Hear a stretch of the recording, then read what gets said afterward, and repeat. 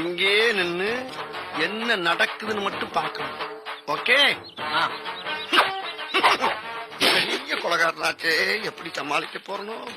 என்னாச்சு? அங்க பாரு, கொலகாரன் அண்ணனை தேடி இருக்கான். வாங்கின பணம் எங்கடா பரதேசி? எடுத்தோன்னு அவனை கொன்றுவேன்றாரா? உன்கிட்ட பணத்தை வாங்கிட்டு ஏமாத்துறவன நீ என்ன பண்ணுவேன்னு எனக்கு தெரியும். அவன் கழுத்தை கர்ற கர்ற கர்ற கழுத்து அறுப்பு கர்ற கர்றன்னு அறுத்து கடல்ல கடல்ல கடல்ல தூக்கி வீசிடுவேன்றாரா? தூக்கி வீசிடுவேன். அதுவும் எனக்கு தெரியும் தெய்வமே, அதுவும் எனக்கு தெரியும். என்ன தில்லு பாடுறா?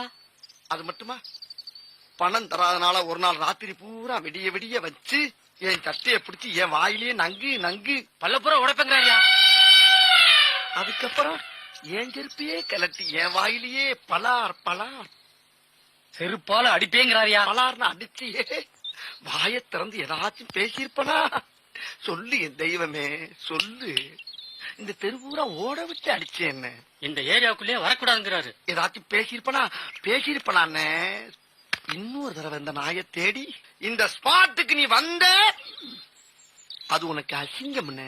தெய்வமே, உனக்கு அசிங்கம். வாடா நாயே அப்படின்னு சொன்னேன்னா நாய் மாதிரி வாழாட்டிக்கிட்டு அங்க வந்துருவண்ண, தெரியுதா? 4 நாள்ல உன் பணம் வந்துடும் தெய்வமே, என் கடவுள. 4 நாள்ல பணம் வந்துடும். போனே போனே போ. என்ன சவுண்ட் விடுறாரு பாரு. 4 நாள்ல பணம் வரல, உன்னை உயிரோட விட மாட்டேன். தீமா வந்துடும் தெய்வமே, போ. வாங்கடா.